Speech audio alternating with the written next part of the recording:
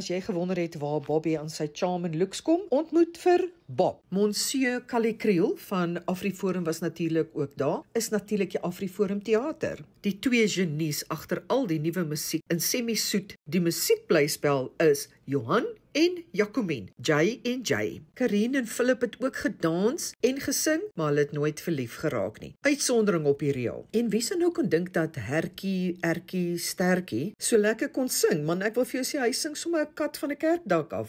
Ek het nooit geweet Isak Davel kan so ruk en rol nie. Ek dink dis daai nuwe Bohonie se knieg van hom. Ek gaan môre vir 'n kniegvervanging, dan sal ek ook uiteindelik kan dans. Theart speel onder andere ook die fotograaf. Dit wat hy aangevang het, was nog nie gedoen deur fotograwe nie. It's a must see. Nadia spring moeiteloos van Ingrid Jonker in Semi-Soet. Sy speel 'n vreeslik veel eisende karakter, wat ek weet sy in werklike lewe nie eers is, al het sy triple longontsteking nie. En dan natuurlik die manlike hoofrol vertolker. Na sy speedo scene, ja, eksklusief op die verhoog in lewende lywe, kan ek julle verseker, hy was nie die enigste een met 'n nipple stand nie. En dan natuurlik die magic maker haarself, van die film na die verhoog, asof dit die maklikste ding onder die son is, soos val uit 'n boom, maar dit is nie. O ja, en ons is nie by Vrede en Lust in die Vineyard nie, maar dis een van vele backdrops wat hulle in die musiekblyspel gebruik, wat jou kop wegblaas. Is daar 'n verskil tussen Semi-Soet die film en Semi-Soet die musiekblyspel? Define flippin slis. Wit rookie by die skoorsteen uit vir my.